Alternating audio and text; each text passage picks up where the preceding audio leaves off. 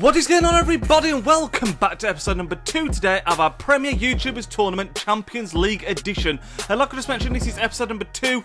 If you did miss the first episode, I'll put a link to that in the description down below so you can watch that video and find out a bit more about what's going on in the series. I'll put the rules and the tournament tree on the screen now, so if you do want to pause the video as well to look over the rules and everything, so I didn't have the graphics in the first video, then you feel free to pause the video at this point and you can read through it all. But as you saw in the last episode, or the first episode really, we had a decent run in the Champions Cup and we got a few upgrades. However, I did misinterpret the rules a little bit. I, in that episode, thought it was 1 upgrade for a win, whereas in fact it's actually 3. So we ended up with 5 points to carry over, 5 upgrade points, 2 for wins and 1 for a rage quit that I didn't know we were entitled to as well. So we're going to use those 5 upgrade points straight away in today's episode, and we'll be transforming the team on screen now to this team here. So you can see we've straight away got Yaya Toure in there. He's cost us 2 upgrade points. Sergio Aguero goes up top. He also cost us 2 upgrade points. And then we brought in the captain and leader, Vincent Kompany, at the back.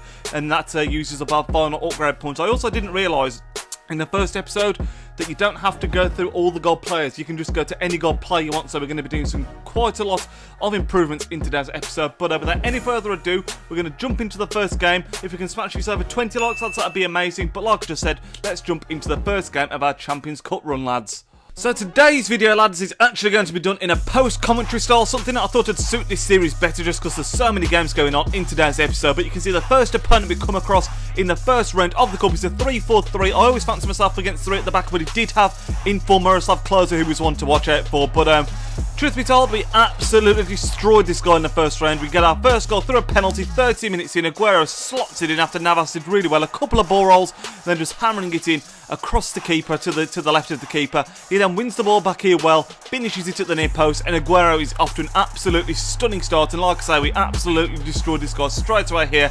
We've got 2 upgrade points, and presumably that'll be going up to 5 as well, as long as we can hold on to the win. But you can see we win the ball back really well, and that is a very, very tidy finish from Sergio Aguero. Yaya Toure, the other player that we've also added into the team in today's episode, then smashes in from range to make it 3-0. That takes our upgrade points up to 6 for this episode, assuming that we're going to hold on to this win, which, spoiler alert, we are. But then Angelina, the bronze left back, pops up. We're going to get through these first couple of games really quickly, actually, lads, because we absolutely, you know, there's a lot of games to cover. But you can see we nod that one in. A little bit of luck with that one to make it 4-0 with Iheanacho's header deflecting in. But you can see after that, the goal rage quit. I didn't count the rage quit as an extra point purely because it was like so late and I thought that'd be a bit unfair. But we still pick up 7 upgrade points. You can see we use those straight away to bring in the likes of Joe Hart, Otamendi, Gale, Clichy. There's 4 of them. Zabaleta is a 5th. And you can see we've also gone for Kevin De Bruyne as a striker. A little bit unorthodox, some might say.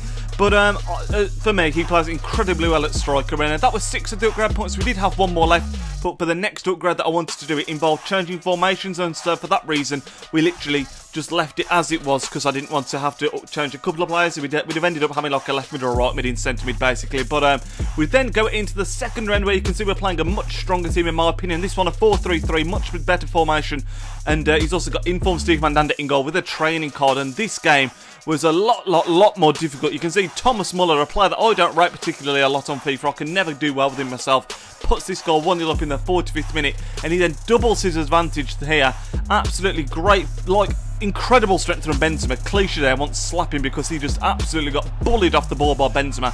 And unfortunately, that does mean that we lose the second round 2-0, get no upgrade points, but because we got knocked out in the second round, I decided to do the third and final run also in today's episode, and hopefully we can have a much better success in this one because that guy could just defend basically. But you can see here, we're entering the tournament for the second time now, going into the Champions Shield, fresh in the first round once again. And like I say, hopefully we're playing with exactly the same team, same setup. Hopefully we can get a couple of upgrades and get the team to where we want it to be. But first round this time we play against a full BPL team. He's got Diego Costa leading the line, Dimitri Payet, Walcott and Pedro. Really nice team actually. But again, First round, this time we were very, very comfortable. De Bruyne showing straight away why he's such a great striker there. Some great dribbling, smashes it in at the near post. The goalkeeper not standing a chance, and that gives us an early 1-0 lead. That was literally after 5 minutes. But De Bruyne, for me, like I say, he's played so well at striker. You can see here again, the dribbling is absolutely outstanding. In and out, then just hammers it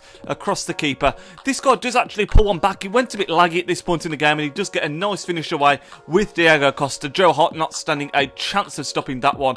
But like I say, we do go on to dominate this one. We play it through here to Kevin De Bruyne, who goes ahead and picks up his second of the game to make it 2-1 to Dynamo Nidge. All this before half-time. I say we dominated. It actually took quite some time for the next goal to arrive, but it does come through Sergio Aguero, who's had an absolutely fantastic start to his life in the team since we brought him in at the start of the episode. Absolutely banging in the goals left, right and centre. That made it 3-1. 5 minutes later, we do extend the lead even further to 4-1. You can see here Zuccolini carrying the ball. Great ball across to Aguero, and he is making no mistake. Oh no, he does make a mistake. I lie, I'm watching his back as well. I forgot he hit the post there, but we do tap it in eventually. We actually got kind of lucky with that goal, and that made it 4-1 in the 86th minute, and I believe that will be how the game finished. It would be indeed. And again, this time, once again, we've got 7 upgrades to be working with, and this is a big 7 upgrades, lads, because we're going to absolutely transform the team. We're going to change formation and get in a couple of special cards as well to make the team look a little bit like this. And it's a massive upgrade, like I say, and I think this is actually how I want the team to stay. I don't think we're going to get any more upgrades in now, and I'll explain why. The only other players we can get upgrades on now, Aguero has a couple of informs and a hero card which I can't afford. Yaya Toure has a man of the match card which I can't afford. De Bruyne has a man of the match card as well that I can't afford. Everything else is full strength apart from that. So this is literally, we cannot strengthen the team anymore. So I'm so happy that we managed to get to this stage before we've even finished this tournament run, because this is as strong a team as we could get. You can see I have been a little bit cheeky as well, and we are playing the right forward De Bruyne at striker. But like I say, I absolutely love De Bruyne at striker in this game. And as you'll see actually in this episode, he does go on to really make the difference for us. But you can see the first game we come across here is another BPL team. He's got the likes of Loic Remy in there. He's also got Griezmann up front. He's not a Premiership team actually, it's a French team, but there is a lot of BPL in there. And like I said, there's a bit of French hybrid in there as well. But we do take like the initiative in this game, I think is the best way to say it. This guy is absolutely getting the sausage, but we just could not put it in. I was struggling to think of the word initiative there. You can see we've hit the post a couple of times early on. The ball was just not sitting. We could not finish. Even De Bruyne here going quite close from a header, but like I say, he just was not sitting. And it took all the way to the 58th minute for us to take the lead. But it was that man De Bruyne once again. Aguero and De Bruyne, since we brought them in, have been absolutely superb. I really love De Bruyne at striker. I'd highly recommend you give it a go if you've not. And this here is exactly why I love De Bruyne at striker. This here, arguably the goal, well, definitely the goal of our series so far, could go on to be the goal of the entire series full stop, because that is an absolute worldie from third in forward Kevin De Bruyne. I absolutely love this card, and this is just why, because when you're able to pull off shots like that and finish them, I mean, it's just a world-class card, lads. One of the best cards in the game. That gave us the 2-0 lead. This guy didn't give up, though. He does get one goal back, and you know, I don't know what Company's doing there. I think it's Company that almost takes out Joe Hart in between his sticks, but it doesn't matter because it does finish 2-1, and that does see us once again through into the second round, where unfortunately we play a goal with a red connection. At the time, for some reason, I didn't notice it was a red bar connection, and that did have quite a lot to say in this game. You can see he's got another nice team. It's a nice hybrid, actually, straight up BPL Syria hybrid squad. A lot of potential there, but it's actually Felipe Melo. You can see how laggy it is in the footage here. Felipe Melo, the CDM for this guy, that comes up with the first goal after just 5 minutes. It's so laggy. It's the laggiest Macarena you'll ever see here.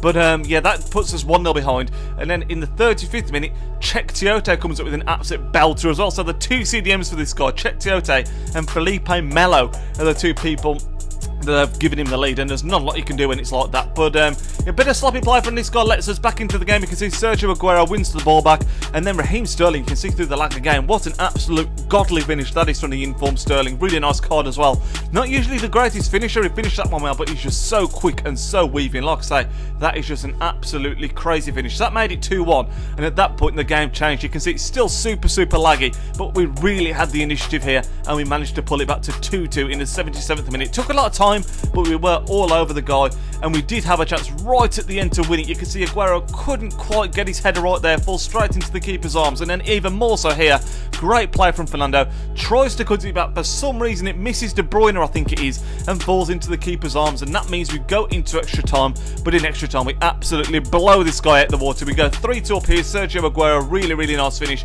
across the goalkeeper. Once again, like I say, he's been excellent since we brought him in here, and then we go ahead and make it 4-2. Really nice play from Aguero again, and what a bloody finish that is again. Lovely finesse across the goalkeeper, doesn't stand a chance. You can still see in the background how laggy it is. Like I said, it was really bad, and we then end up making it 5-2 with Sterling getting his hat-trick in this game. Lovely little dink. That would in theory give us 8 upgrade points, because that is the final score in this game, but like I say, there's literally no other upgrades we can make that I can afford, unfortunately. But you can see that is full time. Raheem Sterling picks up the match ball, sends us into the next round. Like I say, ended up being a really comfortable game in the long term, but early on it looked like we could be in trouble. But next round we come across a very nice team. This guy lining up with Douglas Costa and Hulk up front. Two players that aren't naturally strikers, but both of them caused me a lot of trouble. And this was, of course, the chance to win the tournament. Am I watching it? Is this the final or the semi-final? I can't actually remember as I'm watching this, which is so I apologise for that. But this guy actually takes the lead after he missed a really good chance with Douglas Costa, a header at the back stick. Not a lot Joe Hart could have done there, but Douglas Costa just absolutely tore me apart in this game. Thankfully, we pulled it back to 1-1 shortly after with Sergio Aguero. Really tidy finish, but he couldn't really miss, I don't think. But what a pass that is. Douglas Costa in a goal once again. I don't quite know what Joe Hart's doing. I didn't actually call him out there, but he comes out anyway, and Douglas Costa chips him, and that makes it 2-1 to this guy. It was an action-packed game. Shortly after that, we get a corner. Nice play from Sterling to just about keep the ball in. It ends up being laid off to Yaya Toure, smashes it past the goalkeeper. That makes it 2-2, and this was the theme of this game. Basically, we'd pull the game back, and then this guy just scores straight away, and then Douglas Costa gets his hat-trick from a corner. Hat-trick for Douglas Costa at striker.